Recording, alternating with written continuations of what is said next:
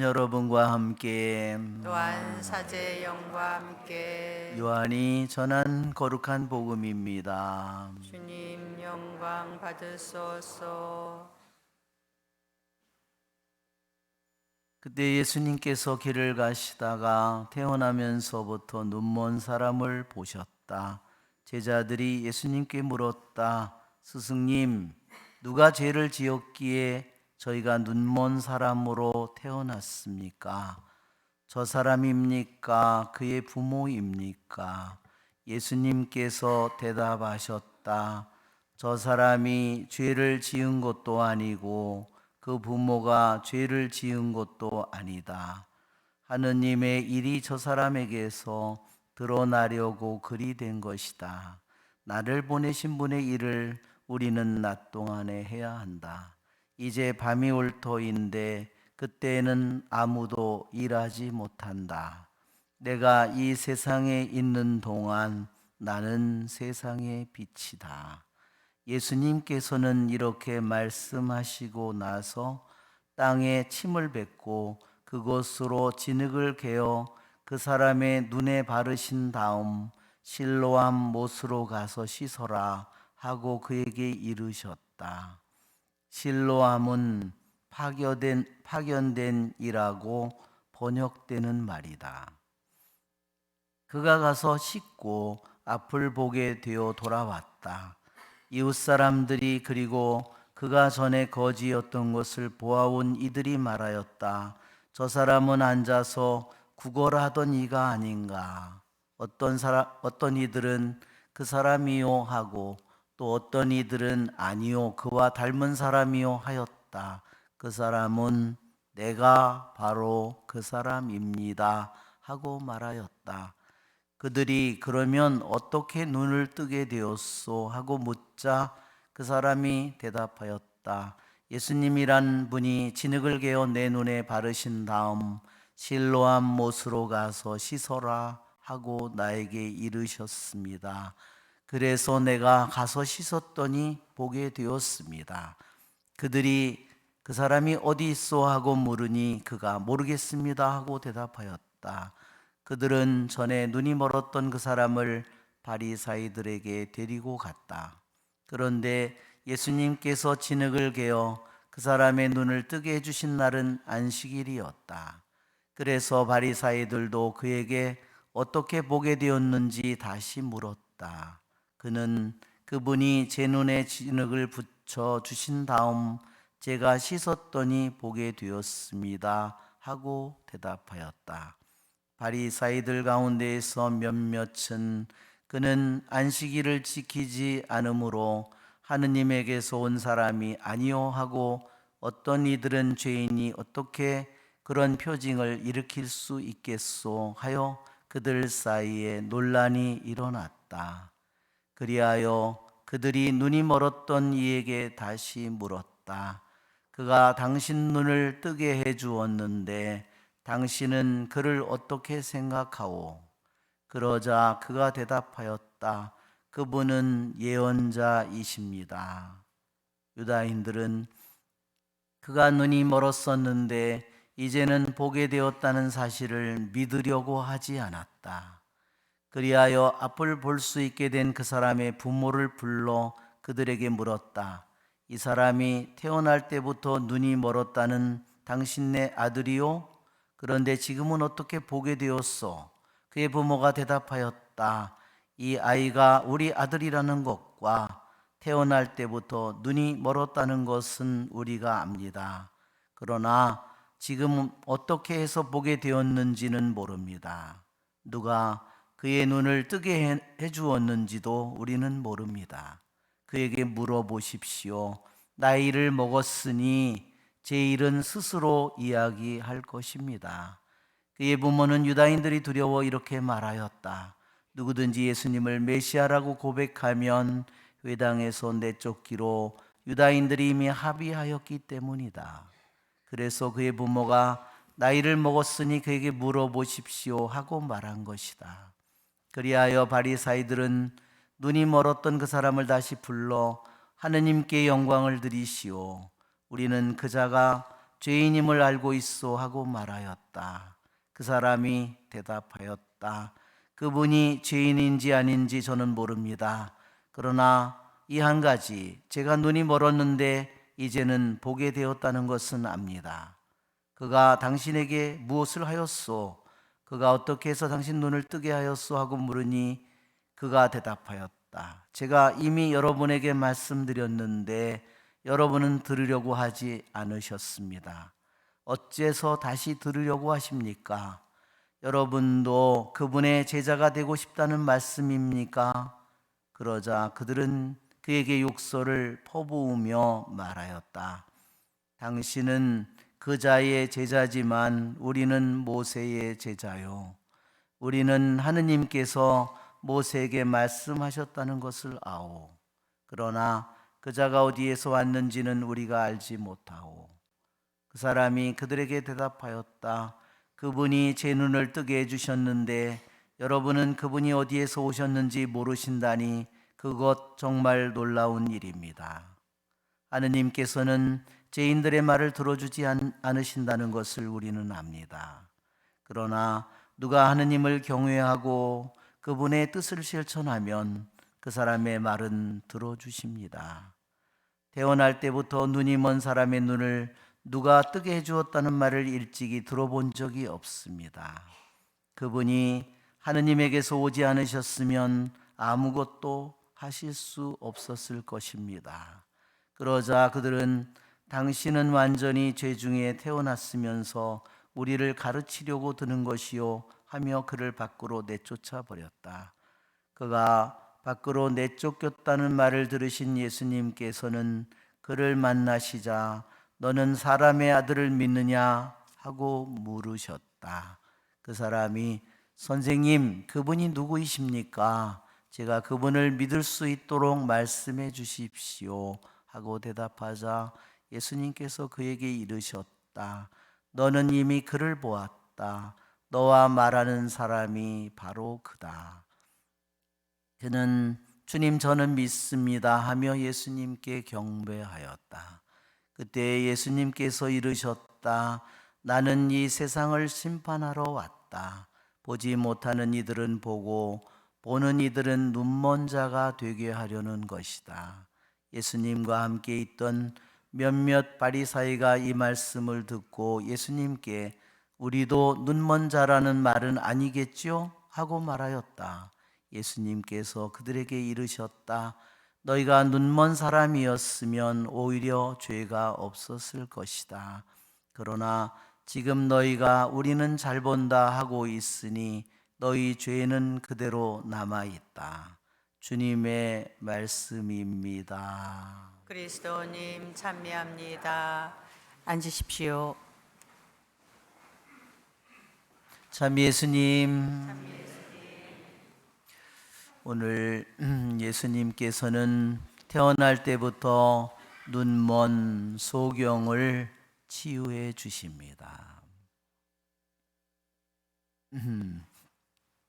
예수님의 이 치유는 두 가지의 단계로 이루어져 있습니다. 하나는 육신의 눈을 치유하는 것이고 두 번째는 영적인 눈을 치유하는 것입니다. 예수님께서는 그 소경을 치유할 때 특별하게 특별한 방법으로 치유하셨습니다. 그냥 눈을 떠라 그러면 되실 텐데 왜 그때요 침을 뱉고 흙을 개고 또 그것을 눈에 바르고 또 실로암에 가라고 그러고 왜 그런 복잡한 과정을 거쳤을까?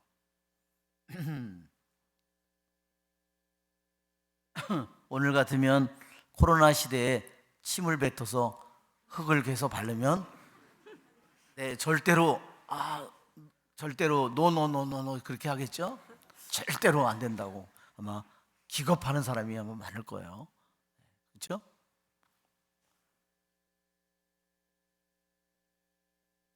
저는 악령들을 쫓아내는 그런 일들을 여러 번 해봤는데 그때 공통된 현상은 뭐냐면 그 사람들이 침을 계속 뱉는다는 겁니다.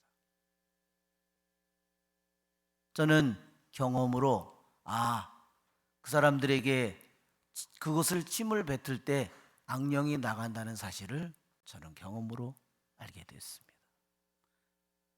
성 아고스티노는 예수님의 침이 무엇을 의미하느냐? 예수님의 침이 예수님의 신성을 의미한다고 했습니다. 정말로 너무나 놀라운 말이죠. 그러면 흙은 뭘까요? 흙은 인성입니다. 즉 그의 눈에 당신의 침을 섞어서 흙을 갠 것은 하느님께서 최초의 인간을 만들 때 진흙으로 인간을 빚는 것과 같은 겁니다. 그는 볼 수 없는 눈을 가지고 태어난 것입니다. 저도 그 전에 개안 수술을 천주교에서 150주년 할 때 제가 눈이 안 보이는 사람을 데리고 갔어요. 그러나 제가 모르는 것은 그 사람은 안구 자체가 없는 겁니다. 의안이었습니다. 안구가 없는 사람, 시신경이 살아있지 않는 사람을 어떻게 하겠어요?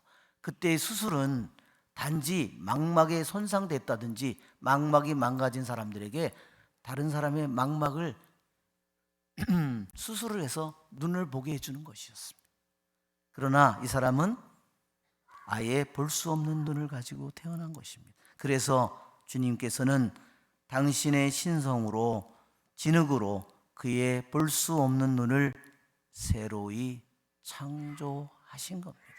그것이 눈에 진흙을 바른 이유입니다. 주님께서는 그에게 눈도 보이지 않는 사람에게 더군다나 진흙까지 발라서 그 사람이 실로암 연못에 가서 씻으라고 했어요. 그 사람은 얼마나 뒤뚱거리면서 정말로 떨면서 거기를 갔을까요? 왜 예수님께서는 그렇게 힘겨운 그런 일들을 시켰을까? 실로암이라는 말은 여기 있는 것처럼 무슨 뜻이라고 그랬죠? 파견된 이. 결국 실로암은 누구를 의미할까요? 예수님은 영원으로부터 계신 하느님께 파견된 분입니다. 실로암은 예수님을 말하는 겁니다. 너는 즉 실로암이라고 하는 하느님께로부터 파견된 그분에게 너는 눈을 씻고 너의 눈은 회복할 것이다.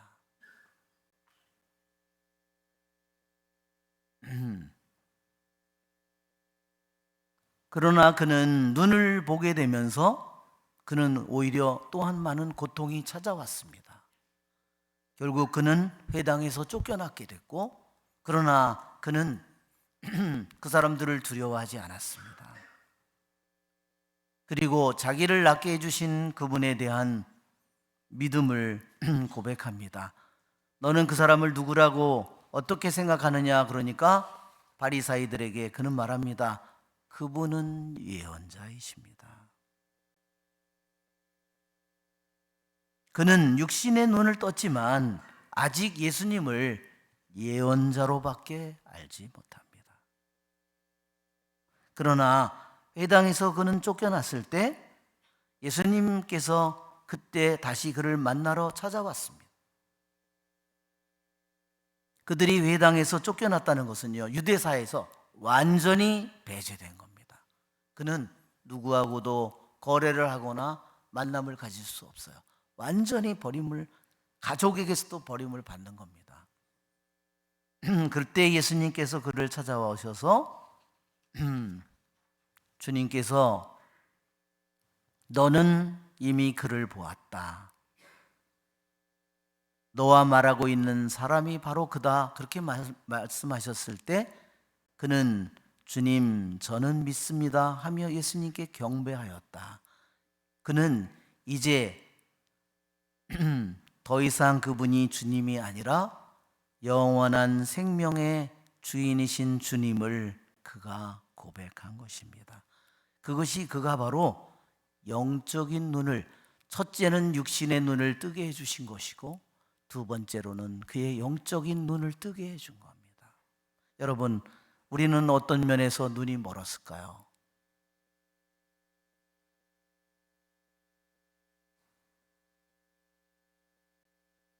여러분, 오늘 일독서의 모아를 보면 사무엘 예언자가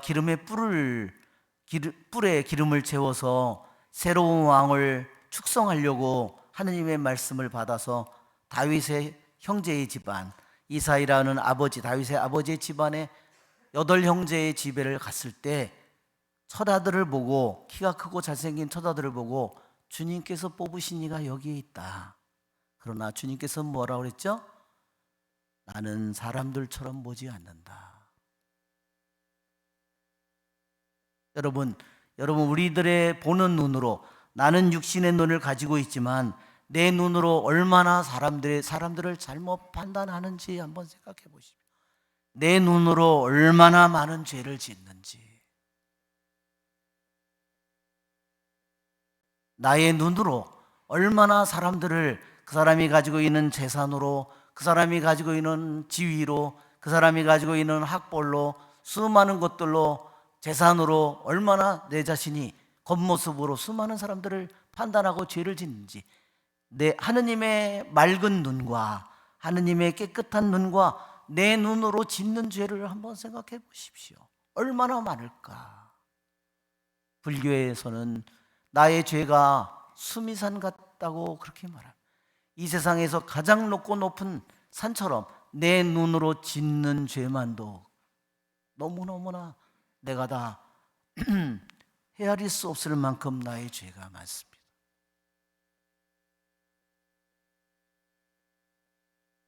나의 생각이, 주님의 생각이 별것 아니고, 나의 생각이 돈이 더 중요하고, 세상의 물질이 더 중요하고, 재산이 더 중요하고, 건강이 더 중요하고, 좋은 대학이 더 중요하고, 내가 그렇다면 하느님은 너무나 나는 눈먼 자입니다.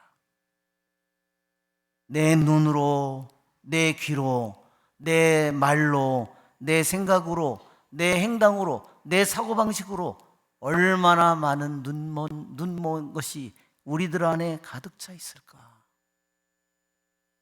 언제 나의 영혼 속에 영원히 창조되지 않는 빛, 그 빛이 내 안에서 영원한 빛을 비추고 있는데, 나는 내 생각과 내 마음은 끊임없이 세상의 좋은 것들에 내 모든 마음이 가 있다면 나는 진정으로 내가 영적으로 눈이 먼 자입니다. 언제 그 어둠을 벗을까요?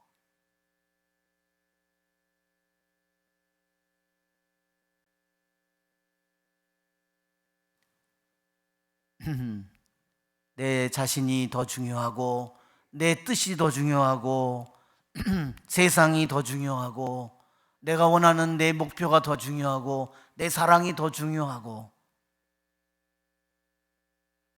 그것은 확실히 눈이 먼 자의 삶입니다.